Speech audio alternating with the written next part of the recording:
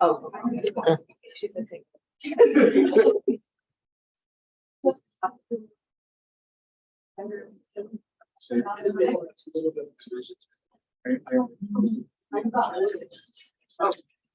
But anyway. Oh.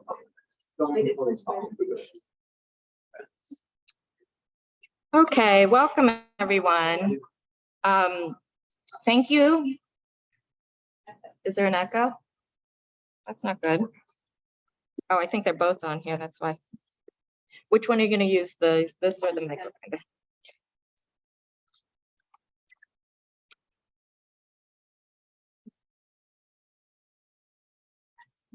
Okay, thank you all for coming today, and we're so lucky to have Grace Cho here. I'll introduce her in a minute. I just want to take a minute to acknowledge our many sponsors who helped bring her today, and also start with a land acknowledgement.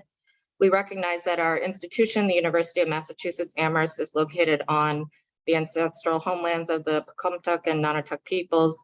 We acknowledge our institution's role in histories of dispossession and stand in solidarity with ongoing struggles of Indigenous communities. So just some logistics. We have people on Zoom. This is a hybrid event. So we're going to, for the Q&A, we're going to ask people to come up here and ask your question into the computer. We are recording this. Most likely it'll just be available to students in the class, but just so you're aware when you're asking your questions. Okay, any questions, concerns? Everyone can hear okay? Okay, so again, this is the second to last talk in our Asian American feminism series. The last one is at 4 o'clock this afternoon. Lynn Wins on scattered relationalities and fetishizing trauma in intergenerational conflict. So if you're interested in that, we'll send you the information on that. But this morning, we're very, very lucky to have Grace Cho.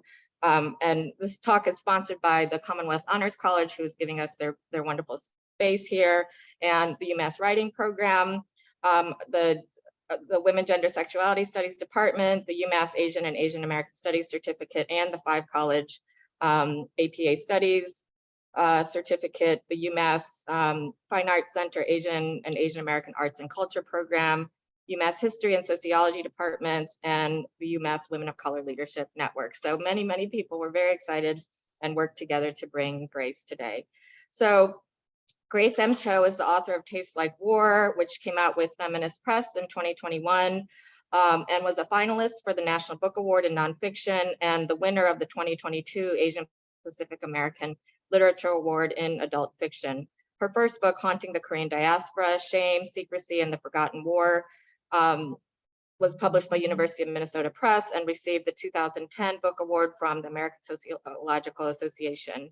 Her writings have appeared in journals such as Catapult, New Inquiry, Poem, Memoir, Story, Context, Gastronomica, Feminist Studies, Women's Studies Quarterly, and Qualitative Inquiry. And she is currently Professor of Sociology and Anthropology at the College of Staten Island, CUNY. Thank you.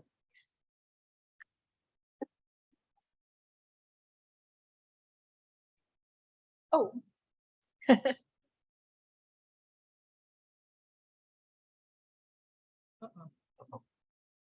see me?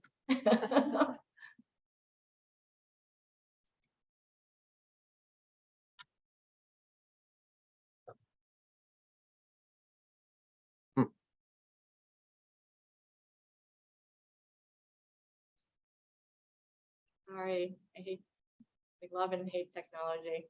Well. Press escape or double click. Is that on the speaker view?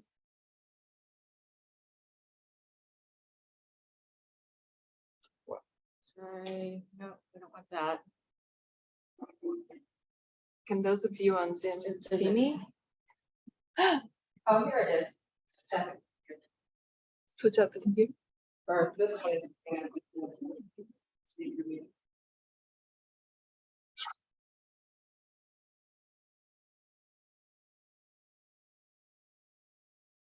Is it possible that people on Zoom can actually see me and it's just people in this room that are seeing that?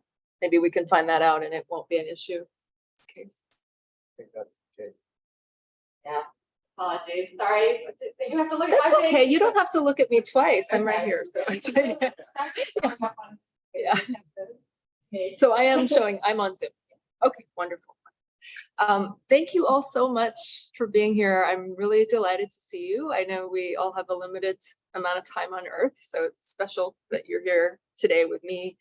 I wanted to say how meaningful it is to me to be able to speak to, speak to college students, because I haven't done it a whole lot with this book. One of the things, if you've already read the book, then you may know that my mom had two big dreams in life. One was to get a college education. So I kind of feel that symbolically, by speaking and bringing her story to different colleges, then it's a way for her to actually, attend college in a way. The other is that she loved to perform and be in the limelight. So also, I think she's probably very pleased by a lot of this. Although it's a much more complex story than that. So what I want to do is, I'm planning to read a few excerpts from the book, but before I do that, I want to contextualize it and give you a little bit of the trajectory of how I got to be here. Yes, I am a sociology professor, but I did not go to grad school because I wanted to become a sociology professor. I did so because of my need to try to understand the intergenerational trauma in my family. So really at the core of my work is this idea that historical trauma, especially as it is related to things like state violence, geopolitical conflict, that it travels across time and space and then comes to manifest itself in the bodies of people who are subjects of that historical trauma. And so I look at the connections between the social and the psychic. So I'll tell you a little bit about the core of my own psyche.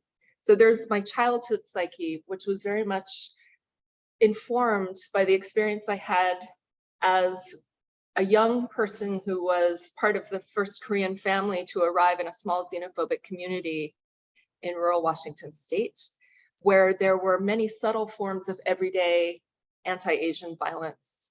For example, there was this radical right-wing organization called the John Birch Society that was fiercely anti-communist and anti-immigrant. And my mother felt like she was persecuted by this group. They have this giant billboard. If you're ever on the West Coast, drive up I-5, halfway between Seattle and Portland, you can still see it. There's a giant picture of Uncle Sam.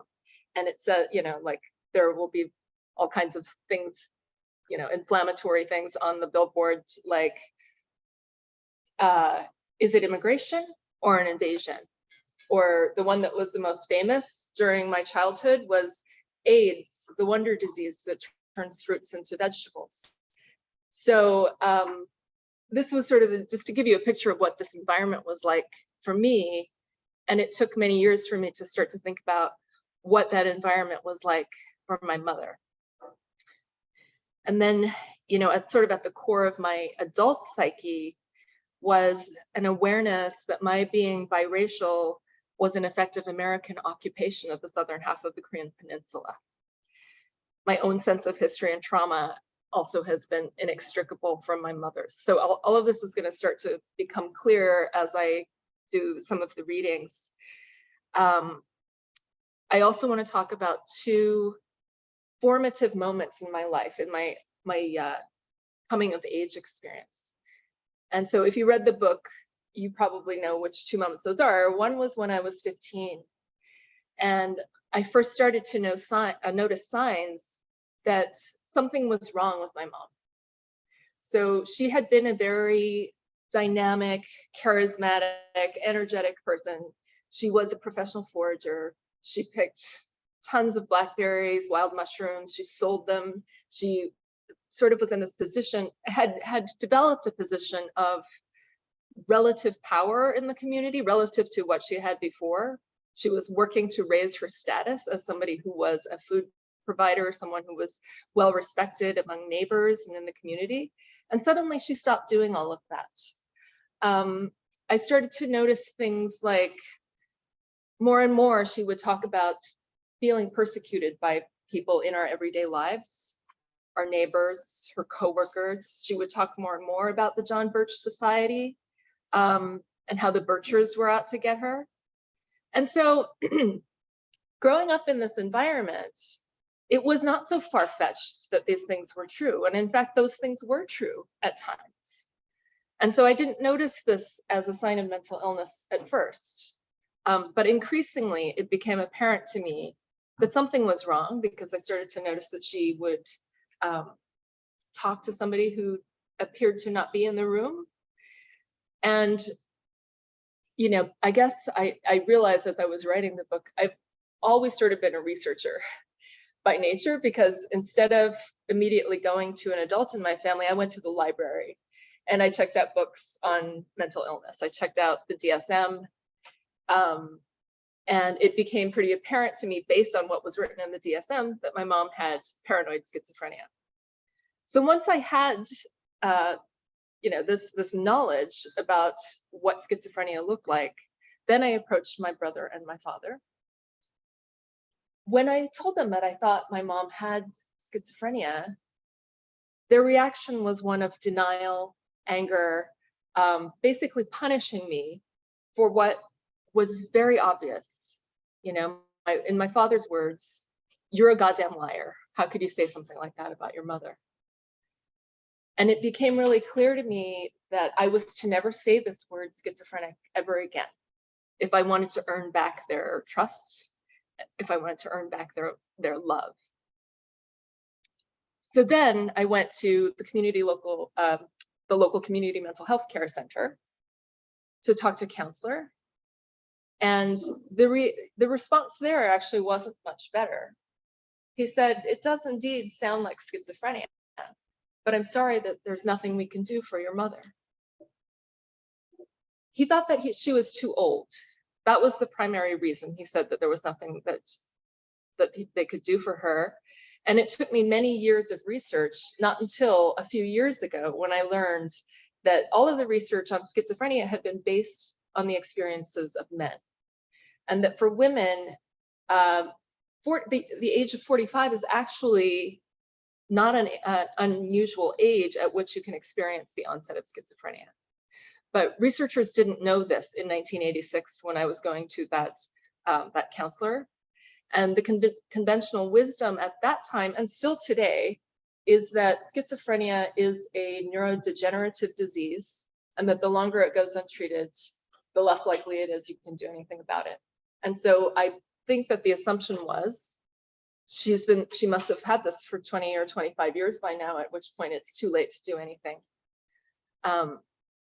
So that feeling of being told there is nothing we can do and go away created in me, you know, what I describe in the book. I use a Korean term, which is han, which is loosely translated as knotted grief over injustice, because I literally felt this knot in my chest at that time.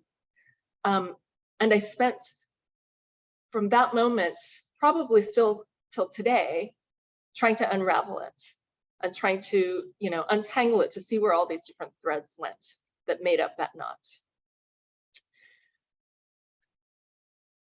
The second transformative moment for me was the year I turned 23. And I'm going to read a couple excerpts from chapters that look at this year.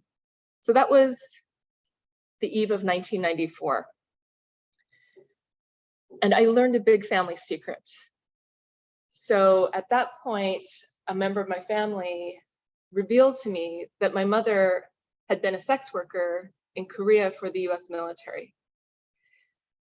It was something that really devastated me to learn this, partly because I realized that everything I thought I knew about my family up until that point had been a lie.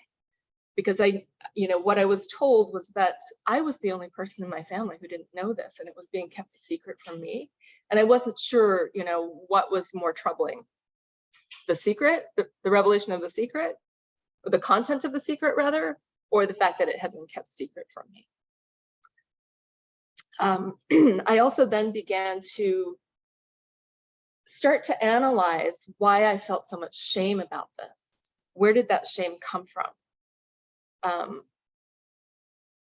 So rather than continually internalize the shame, which was what happened at the beginning, I started to turn it outwards, right? So what are the external conditions that create the feeling of shame?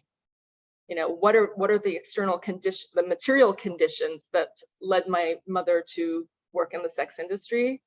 But also, how is shame used as a mechanism of control, right? To keep the secrets and to keep the silences.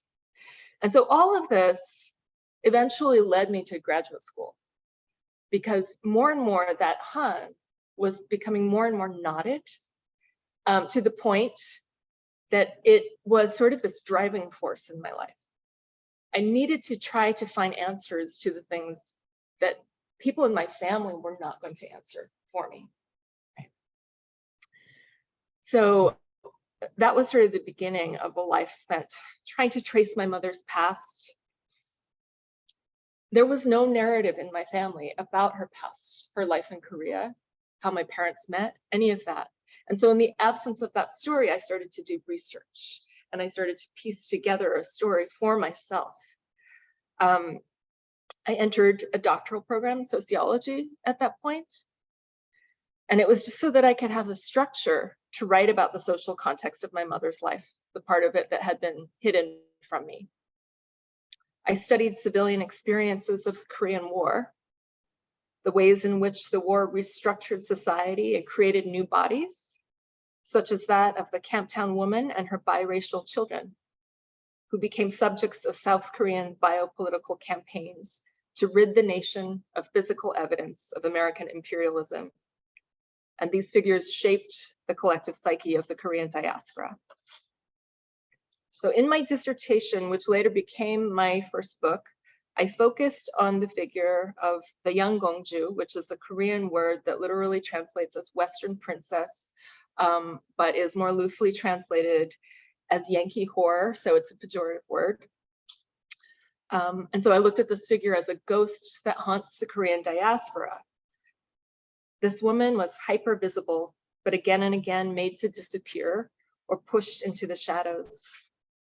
Not only did the South Korean government do this, she was also erased from the discourse of the Korean War, US-Korea relations, and sociological discourses of immigration and Korean America. This shadowy figure, I argued, was built from layers of collective fantasy, but also a representation of roughly 1 million real Korean women who provided sexual labor for US troops between 1945 and the late 1990s, and 100,000 Korean women who married American men and migrated to the US. So how was she erased from these discourses? Just to give you one example, from the period of the 1950s through the 1980s, this woman who married the American serviceman was often the first link in her family's migration to the US. She sponsored relatives to come. But within those Korean American families, she was often sort of shunned and hidden away, sometimes even referred to as the family secret. So I theorize that as the subject of the serial erasure, she left behind a kind of spectral trace that would animate the next generation. I used a concept from the work of Abraham and Turek, two Hungarian psychoanalysts who worked with the adult children of Holocaust survivors. And that concept is called transgenerational haunting.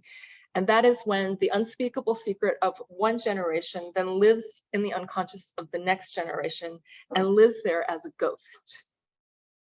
So according to Abraham and Turek, the way you exorcise that ghost is that you have to release it from the hidden space into the public realm. And that is what that neutralizes the shame around it.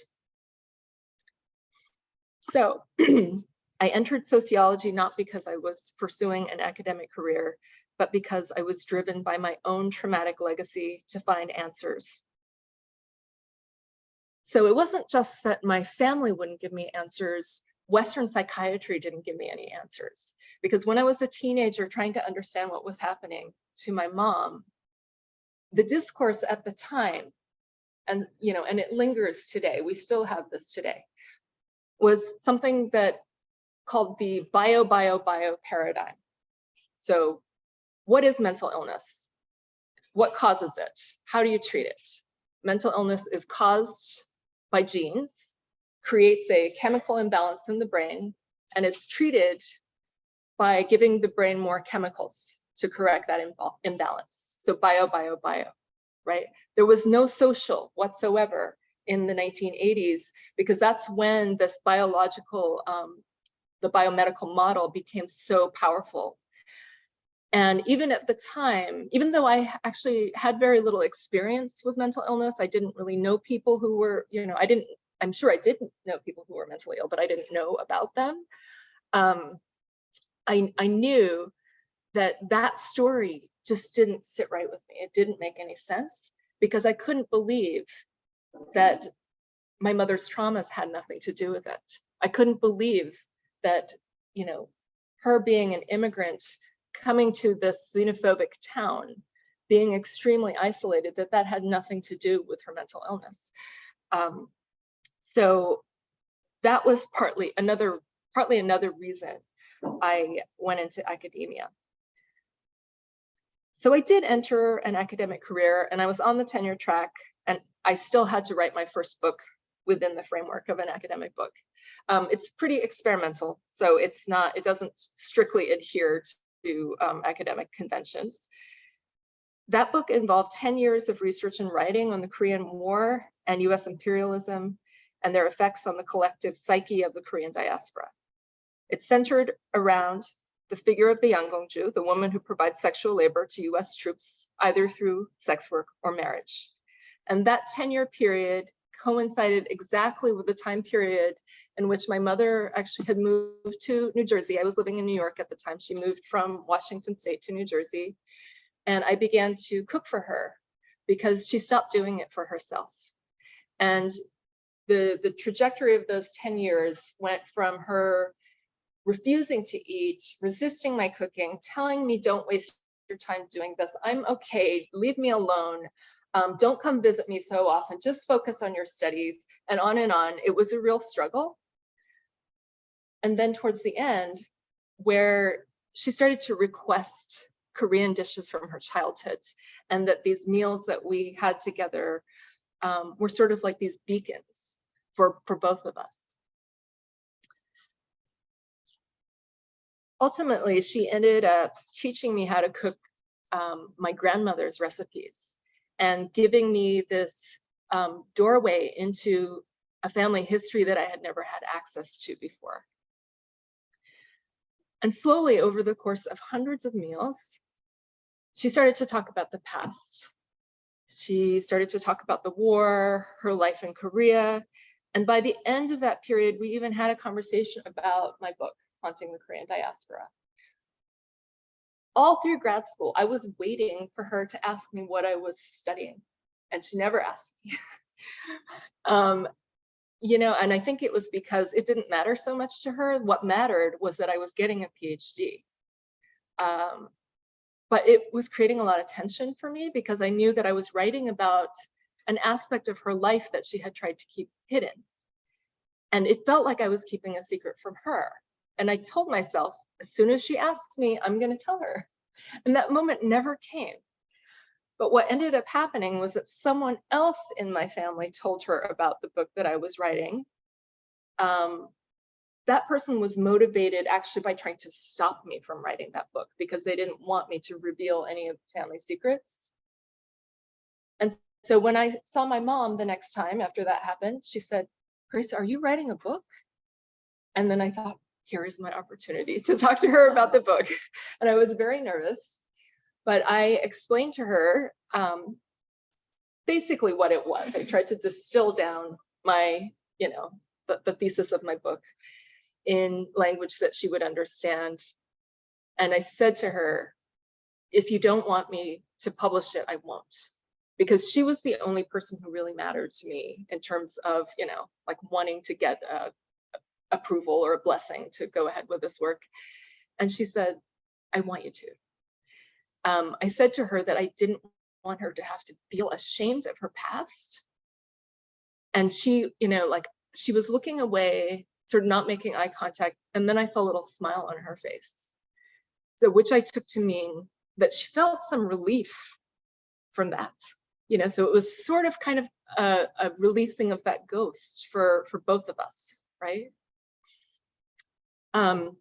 Over the course of the next few weeks, every time I went to visit her, she made her encouragement really obvious, her enthusiasm about the book, where she would ask me, when is your book coming out? She would grab books out of my backpack. Is this your book? And I said, no, it's going to take months, years. I don't remember how long it was at that point. A long time to get this, into the form of a book. There's a lot more I could tell you about that moment, but maybe I'll save it for later. If it comes up, I can add a little bit more to that anecdote. But she was really excited about it, and she suddenly died during the production of the book, so I never got to show it to her. As soon as she died, I immediately had this flood of memories of her from my childhood.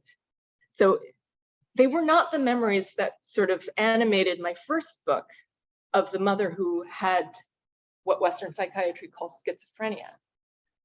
Because for so many years, I had been living under the weight of my mom's mental illness, my family's denials, the research that I was doing from this really dark period of Korean history, looking at Japanese colonialism, US imperialism, war, all this devastation, that I had forgotten about this earlier mother.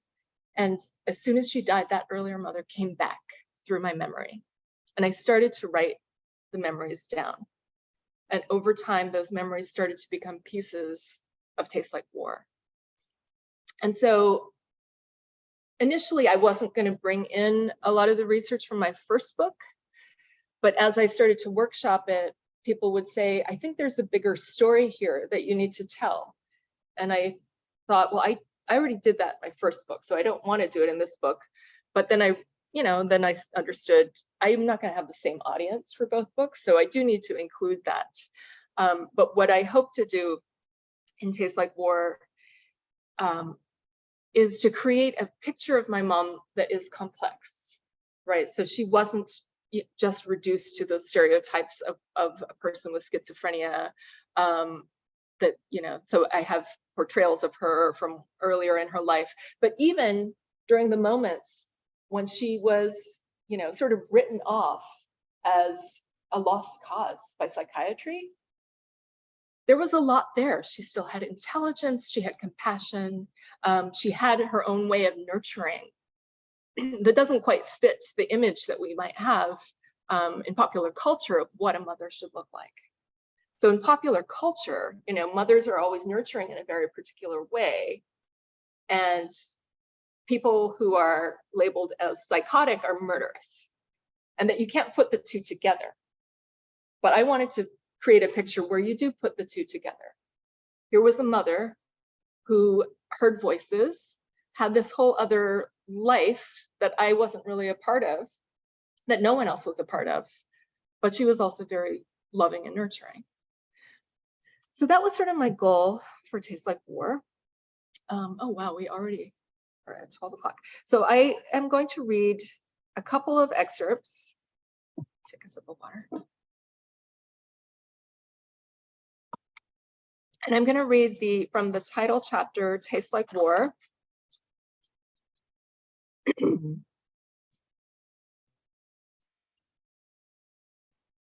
So for the last 6 years of her life, she lived in an apartment above my brother's garage. So this is during that period, right before and during that period.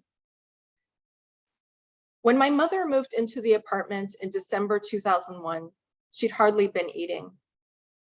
Her diminishing appetite had ebbed and flowed for years, hitting a low earlier that fall when she was living with me in Queens. She spent most of her time at my place sitting on the futon in her room, keeping the TV on for a few hours each morning, sometimes just as background noise. On the morning of September 11th, I popped my head in to say goodbye to her before I left for LaGuardia Community College, where it was my second day working as a writing fellow. She was hanging her head down, staring at the floor as she listened to the local news. The volume was low and I didn't notice what was flashing across the screen. The first plane had already struck, yet my mother said nothing about it as I walked out the door. Later that day, I would return home in hysterics, having run miles along Roosevelt Avenue after the subways shut down and the phone circuits jammed, demanding to know why she didn't warn me, why she didn't try to call my brother, who worked across the street from the World Trade Center. She said simply that she had failed, that she let me go to work because she thought she could stop it, and not to worry about my brother because she wouldn't allow anything to happen to him. Mom, this is not in your control. She then put me in my place. Why so much crying? You think you are so special? You are not the only one in the world to go through something like this. Me and my first world privilege, never having known such destruction. I wondered about the family members she had lost in the war and whether she had somehow felt responsible for their demise. I wondered what it was doing to her already traumatized mind to watch the images of New York as a war zone replaying over and over in the aftermath of the event.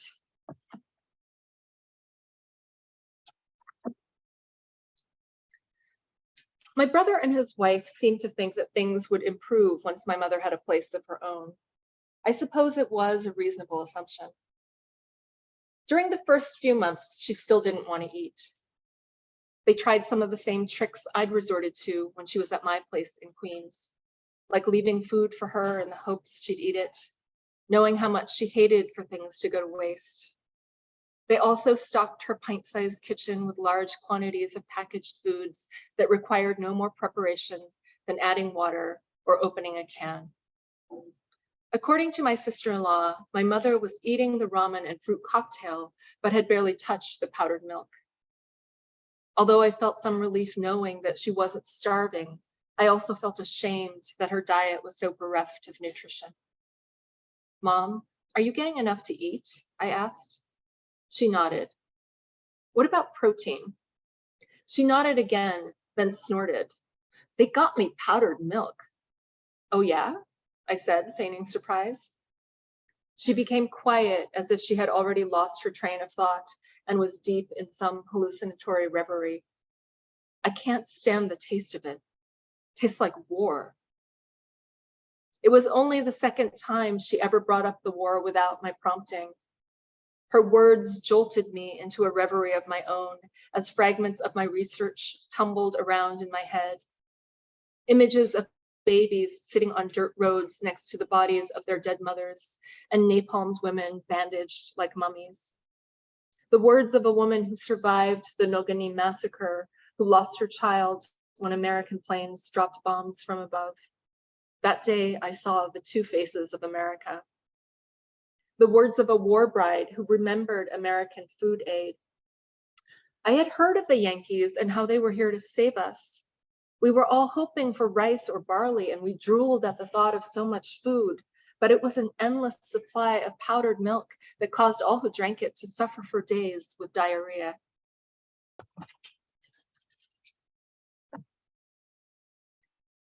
In February 2002, my mother finally went to the hospital after my brother and sister-in-law called an ambulance and had her admitted on the grounds that she was trying to starve herself to death.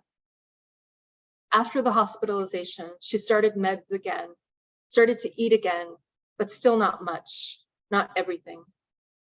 Her resistance still took the form of rejecting food, but the foods she couldn't or wouldn't eat were very specific, like the powdered milk. After Arnold Schwarzenegger was elected as California's governor, she asked me to stop buying her Arnold's bread. Mom, You know it has nothing to do with him, right? The name is just a coincidence, I said. She smiled and let out a little laugh as if she knew how crazy it sounded. She always seemed to put a great deal of thought into her choices to eat or not eat something. In time, I recognized these choices as an expression of agency, tiny acts of rebellion against enormous structures of power. So in that excerpt and the next one that I'm going to read, one of the things that I am hoping that readers take away from it is this idea that the actions of someone who is labeled as schizophrenic, that those actions are not always so irrational, that there's a meaning behind it. Because the way Western psychiatry makes us think is that, you know, anything can be dismissed once you have got that label, and that the voices themselves are nothing more than a symptom of a broken brain.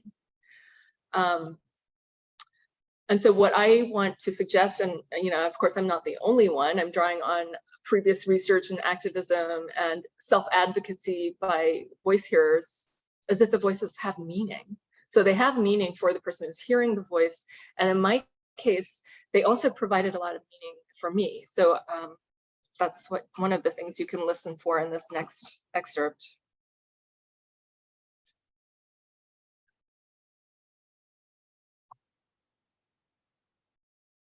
So this is from a chapter called January 7th. It takes place on the cusp of 1993 and 1994. It's at one of those threshold moments I mentioned earlier, the year that I turned 23. At certain times each day, my mother would chant, something that my sister-in-law referred to as the timing thing. At 1:07, she repeated January 7th, my birthday, over and over again with the speed of an auctioneer until the minute was up. January 7th, January 7th, January 7th, January 7th, January 7th, January 7th, January 7th, January 7th, January 7th, January 7th, January 7th. She did the same for my brothers, but there was another time date I didn't recognize, 9:45. She did not repeat it in the same way, but said it only once every 12 hours.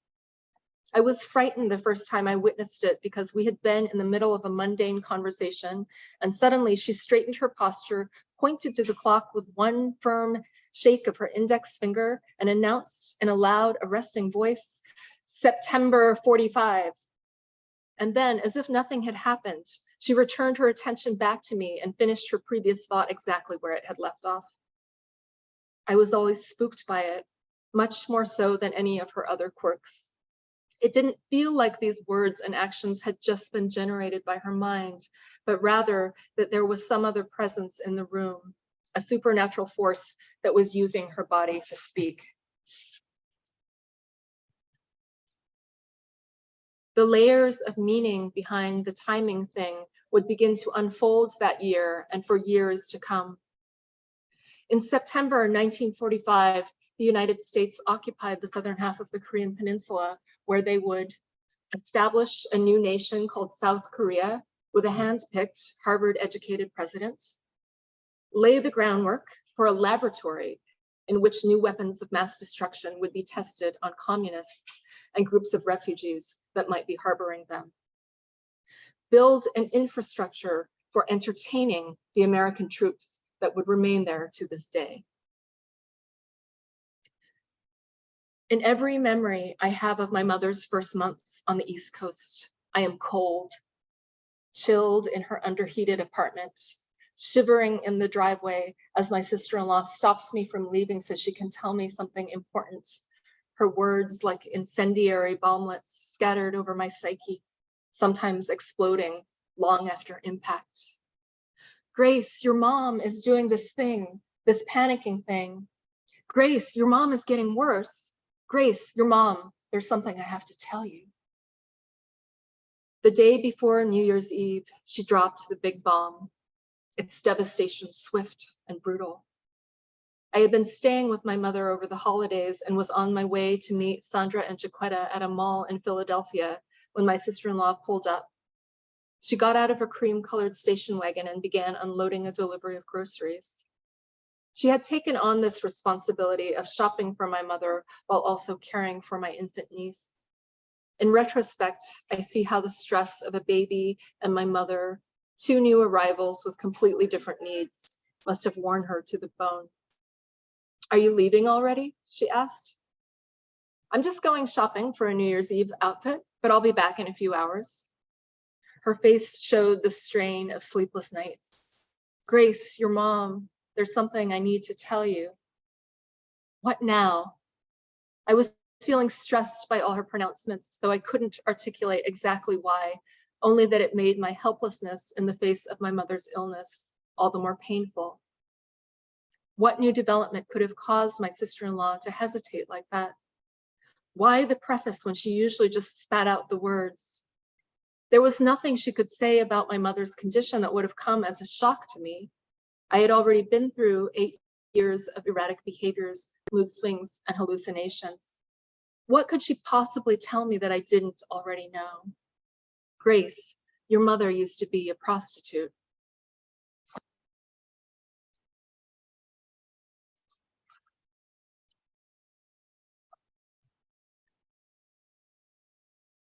On January 7th, 2009, the New York Times ran a story about a group of former sex workers breaking a decades-long silence about the South Korean government's role in setting up a sex trade for the Americans. "Our government was one big pimp for the US military," one of them said. The number of women speaking out would grow, and eventually 120 of them would file a lawsuit against the South Korean government for enabling systematic abuse against thousands of women and girls. It would take 8 years, but a panel of 3 judges would rule in favor of 57 of the plaintiffs, workers who had serviced the US military in the 1960s and 1970s, the same time period in which my mother worked on the base. The court determined that the government had illegally detained the women by locking them up in rooms with barred windows and forcing them to undergo medical treatment for sexually transmitted infections, constituting what one judge described as a serious human rights violation that should never have happened and should never be repeated. According to Park Young-ja, one of the plaintiffs mentioned in the article, "They never sent us to doctors, even when we were so sick we almost died. Except they treated us for venereal diseases, not for us, but for the American soldiers." Park also challenged the popular notion that she and her fellow sex workers at the American military bases were willing prostitutes. She pointed out that some women had been tricked by job placement agencies, but even those who knew what kind of work they'd be getting into had never consented to the abusive conditions. "I was only a teenager and I had to receive 5 GIs a day with no day off. When I ran away, they caught and beat me, raising my debt." The plaintiffs would later file a lawsuit against the US government. I heard my mother's voice chanting as I read the article from the New York Times. January 7th, January 7th, January 7th. I had always thought it was in reference to my birthday, but then I wondered if the date was also her vision into the future, the voice of her solidarity with the plaintiffs. So just a few weeks ago, there was another Supreme Court ruling in South Korea that went much further than this one did, which indicted the South Korean government for enabling the system. One thing that I want to make clear is that I don't think there's anything inherently wrong with sex work, and that the problem lies in the conditions around it. And so the particular conditions around the system of sex work that was set up by the South Korean government for a foreign military, also the most powerful military in the world, was in itself quite abusive. So yes, so the story continues to unfold around seeking justice for this group of sex workers, and they've had a lot of courage to speak out. Let's see what time it is. So I think that I might be coming to the end of the portion where I'm supposed to formally present to you, and maybe that would be a good place to, this would be a good place to pause for questions.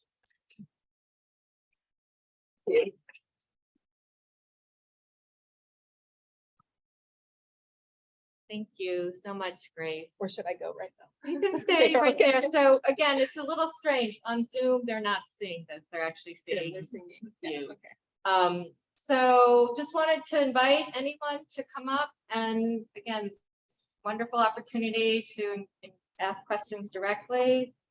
Grace, just, you know,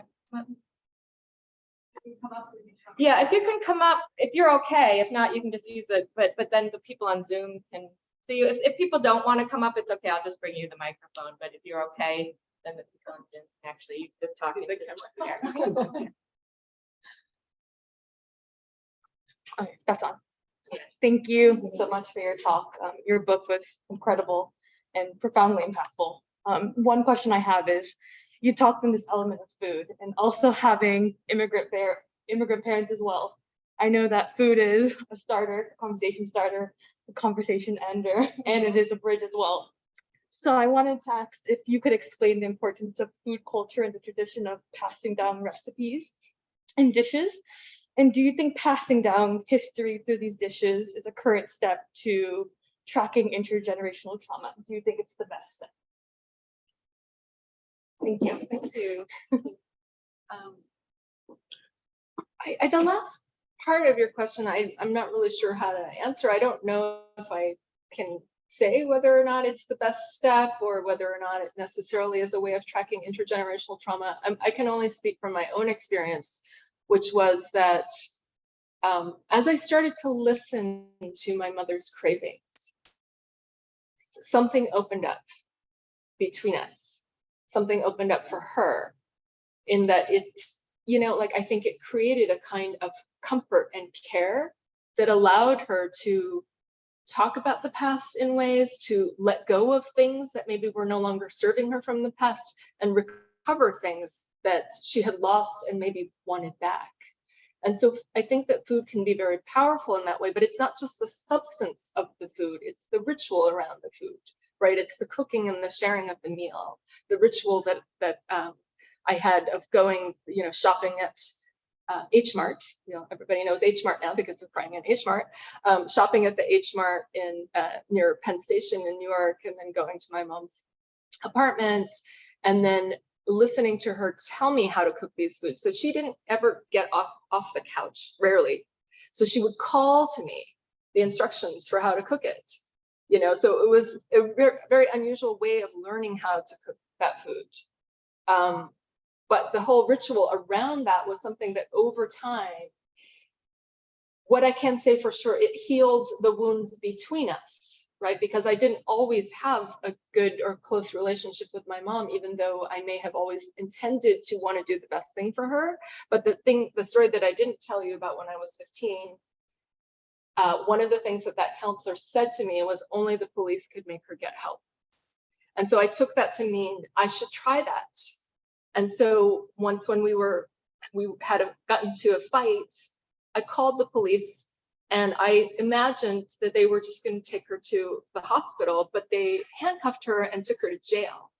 And so that was something that she did not forgive me for many, many years.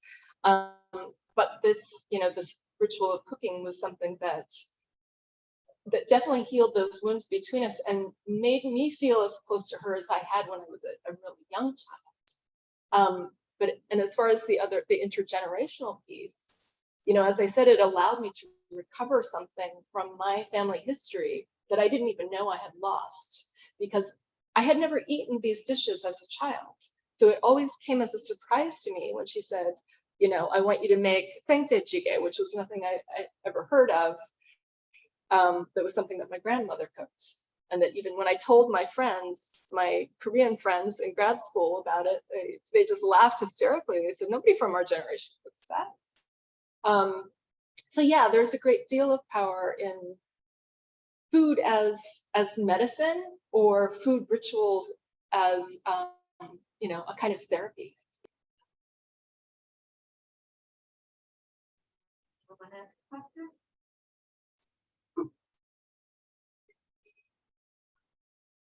Go ahead.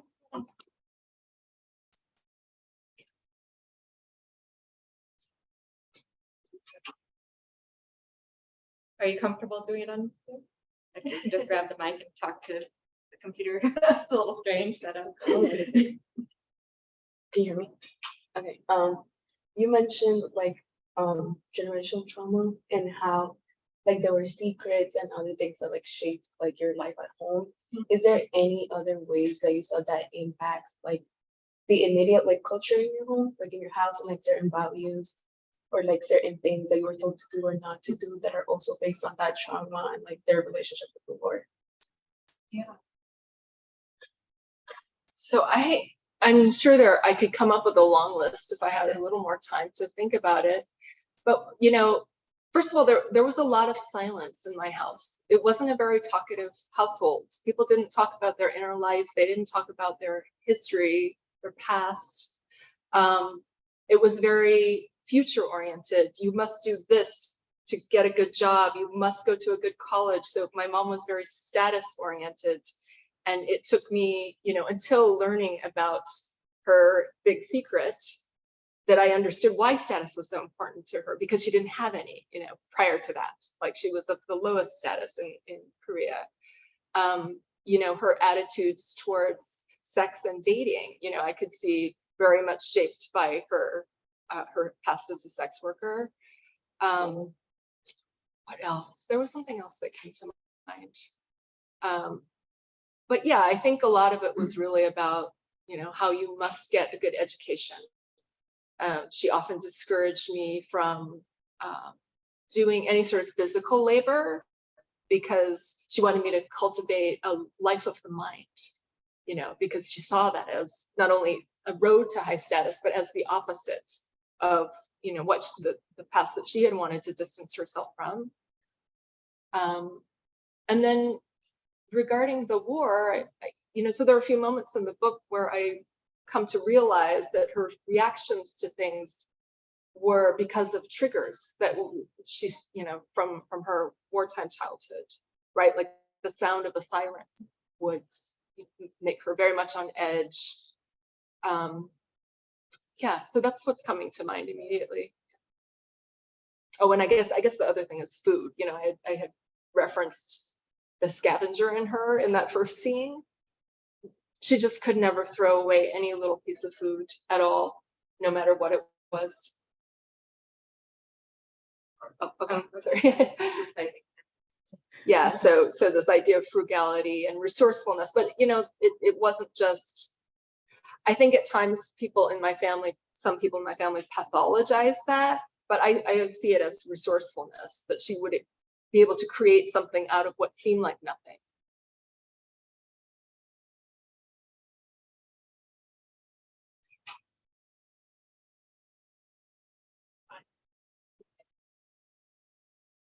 I'm going to just speak for some of my students who are on Zoom, so I'm going to be a messenger for them. I'm from the writing program, so we're working rhetoric and composition, writing.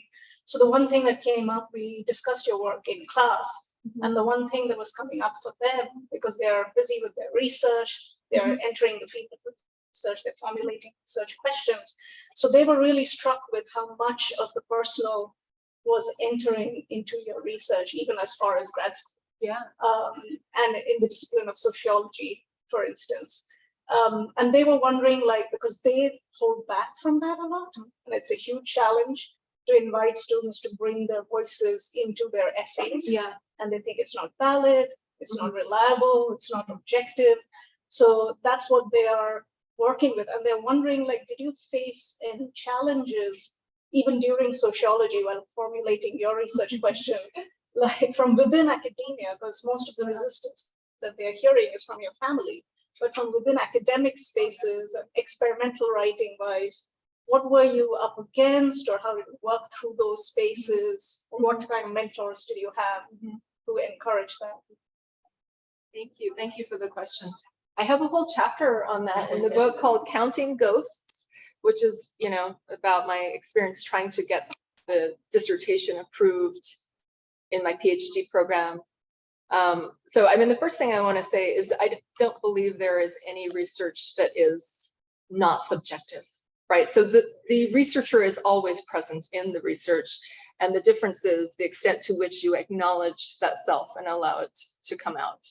But yeah, I was up against a lot of resistance in the sociology program among, not from my committee, because I had this advisor who was, very creative, radical, threatening to some of the other sociologists because she was encouraging students to do things that were unorthodox, to tap into the unconscious and use dream work as part of their methods, which is something that I did.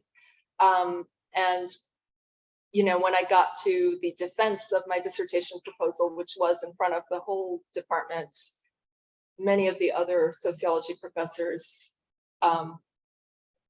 they had a fit. They said that this is not sociology. There's absolutely no empirical basis to it. Yelling at my advisor, how could you let her do something like this? And telling me, I think I mentioned it before, that this was career suicide. You're never going to get a job if you do this. But for me, that wasn't a deterrent, because my motivation always was the personal. It wasn't to get a job, but I just so happened to get a job, and end up in academia through this work.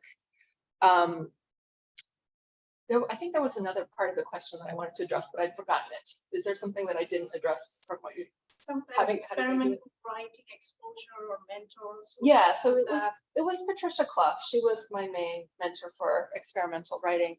And so it's funny because now with this book, I'm sort of starting to be recognized in the creative writing worlds, but I don't really have formal training in creative writing. I learned it through sociology. I learned it through my mentor in grad school for the most part, and then I did some workshops and things like that, but I don't have a degree in creative writing at all. But yeah, to your students, I encourage you to try it as an experiment. It doesn't mean that you have to commit to it, but see where it takes you, because it might, you might end up with some results that you like, or that might even be transformative in a way. So.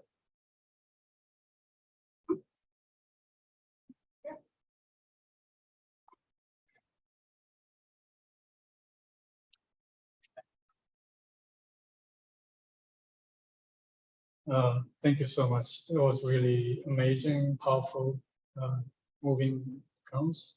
Thank you for sharing the one. My name is Young Min from the Department of Art. I have two questions. First, regarding food and cooking and the notion of kinship. I think that in your last years of your mother's life, when you were trying to learn to cook, it seemed to me that you were strengthening your kinship with your mother through the act of cooking. And after passing, it seems to me that you are also reconstructing and perhaps reliving your relationship to your absent mother. So I was wondering if you could talk a little bit about how you understood kinship during these difficult years.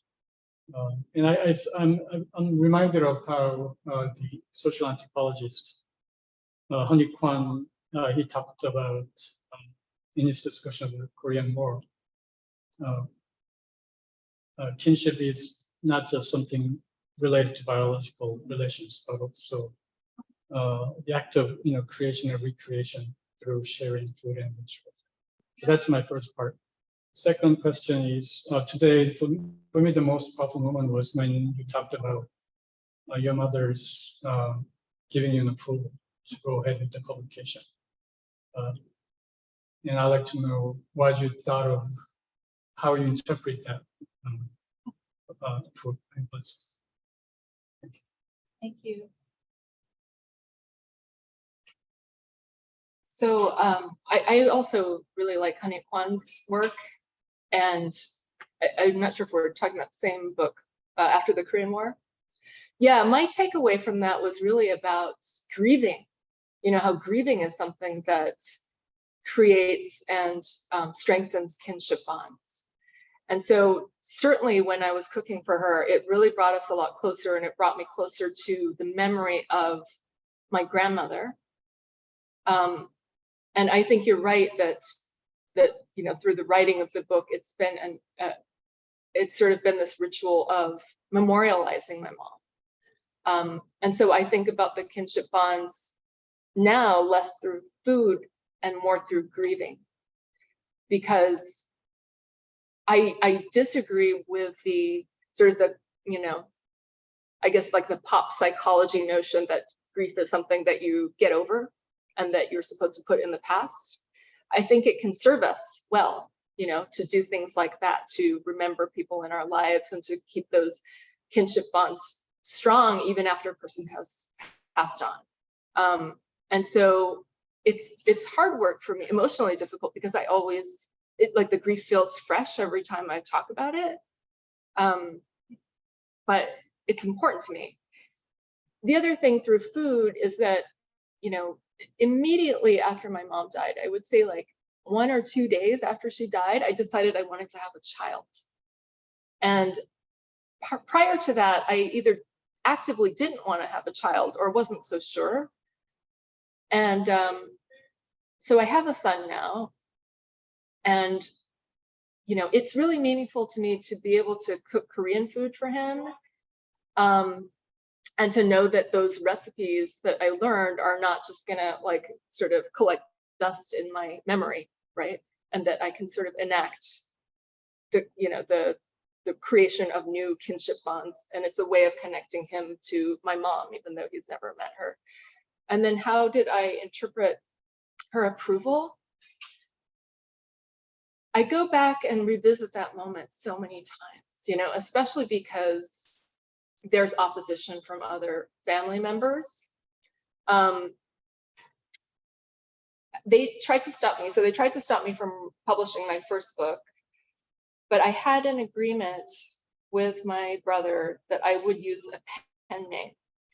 And I eventually adopted the pen name as my legal name. And so this was, you know, to sort of to satisfy, it obviously didn't satisfy him, but just to give something that would allow them some distance, because they didn't want to be associated with my work. The one thing my mom said to me that made me feel regrets and sadness around my book was that she said, "Oh, I wish you would publish it under your real name." And I said, "But I thought it would be better for you if I used a different name." She said, "No, it's better for them, it's not for me." So, I mean, I take that to mean that for her, there was a relief in not feeling like she had to hide anymore, right? That, and I think it was also that part of her redemption was my success, right? And so if I was going to be successful writing books that were inspired by her or that are about her, that she wanted it to be as true as possible to her experience of me, with the name that she always had, you know, the name that she had given me by virtue of marrying my father. But yeah, it's something I think about a lot, and I'm sure I will continue to come up with other interpretations. And you know, like I said before, that I think she also really wanted to be famous, aside from wanting to be educated. So so I think it also for her was a way of, you know, achieving that.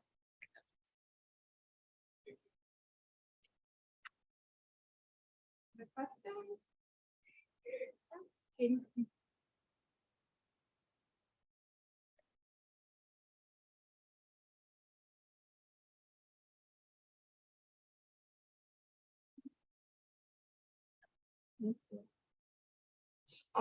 Hi, my name is Cadence, and I really enjoy your book.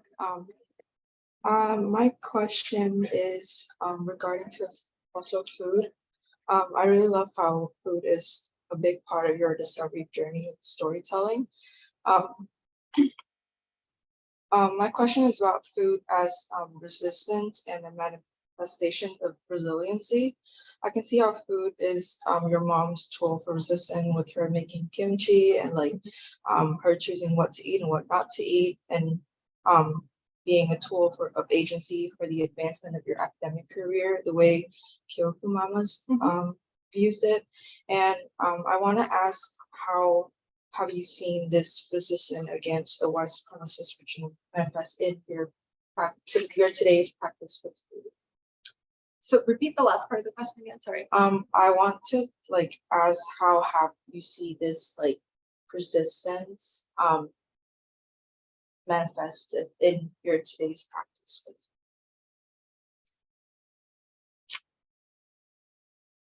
How do I manifest my mother's resistance in my practice of food today? Is that what you mean?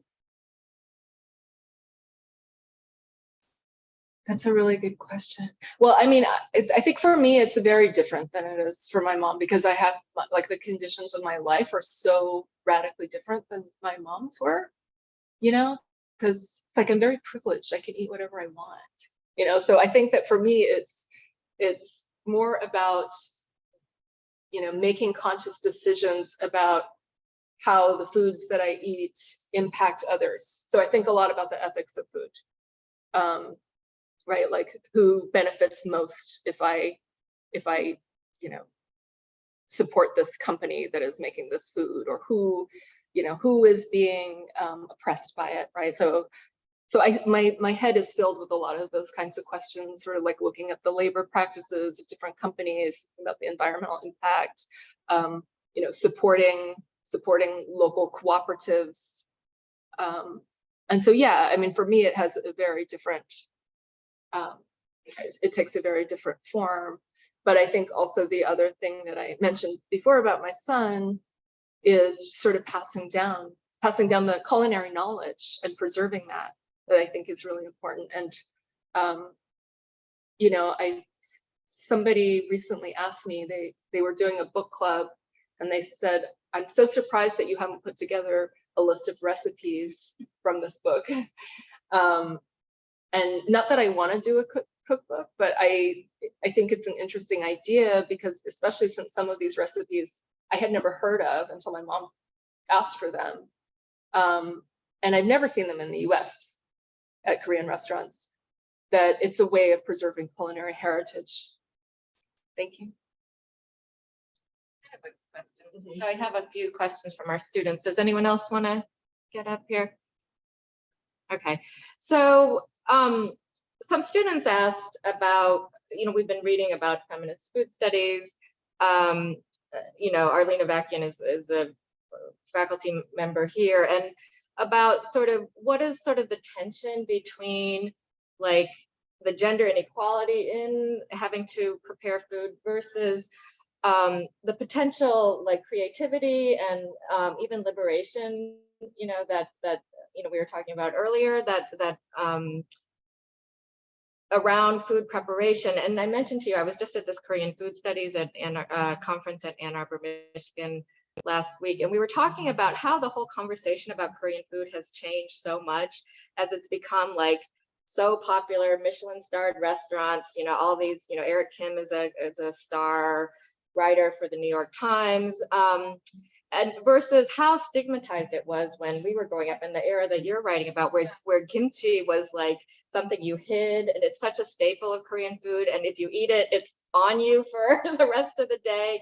So I'm just wondering if you could again sort of situate, like, you know, in relation to this last question, how much the change in the conversation about Korean food and sort of the cultural capital of Korean food kind of shifts some of the issues that you're talking about. And then the last question was from a student, I read it too, is, you know, they read your book as a critique of the heteropatriarchal family, and you know, both in Korea and in the US, and how that's shaped by the circuits of empire, and sort of how you would apply sort of a queer studies critique, and then, you know, see sort of the failures of the family, not just as sort of the individual family, and then particularly not just the vexed mother-daughter relationship, but again, sort of an appeal to rethink the whole family form, and to think about alternative forms of family and mutual aid and caregiving.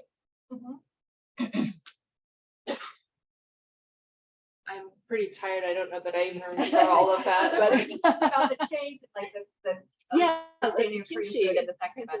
Yeah, it's become really popular, and you know, it's good in a lot of ways that there's interest in Korean food because it can be an entry point into sort of understanding someone's culture, but often it isn't. It's just, it stays at the surface level.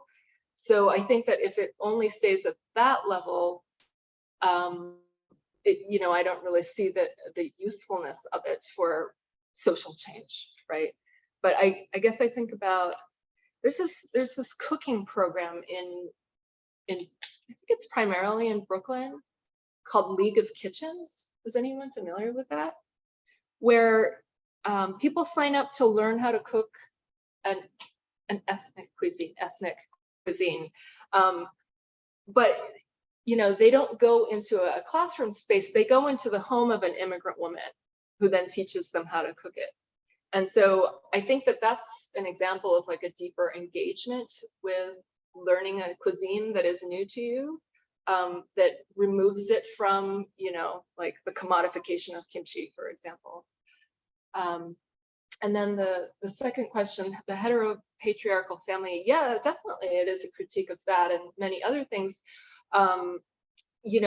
One of the things I also have, I don't know if it was so clear in Tastes Like War, but in my earlier book, like the way in which the family, it gets co-opted by the state for geopolitical ends, right? So when I talked about all of these Korean women who had previously been sex workers and married American servicemen and then became hidden within their communities, it's sort of a way of hiding that geopolitical violence within the private sphere of the family where you're not supposed to air your dirty laundry, and it's considered this private space that we're not ever supposed to look at, right? And so yes, the family as an institution, the way it has existed for most of human history has been very problematic. And so I'm all in favor of rethinking what the family form could look like, rethinking our language around it, because we don't even have language to describe, at least in English, we don't have language to describe the people who function as our families, but are not defined as family by the state, right?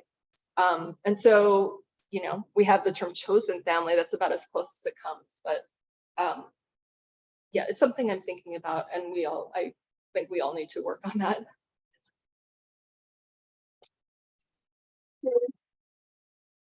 Thank you so much. It's been a pleasure.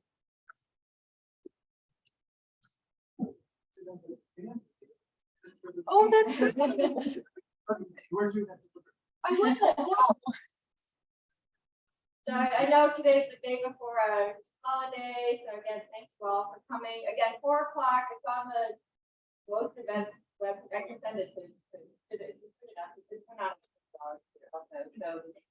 very much in conversation with Greg Work about the fetishizing within the discourse of the intergenerational conflict when talk this afternoon. And again, thank you so much for all the supporters of the talk who, again, we're so lucky to be able to great here person. So I think, again, she just has she has a train to catch, but if you wanted to say hello or. Thank you for coming on the team today.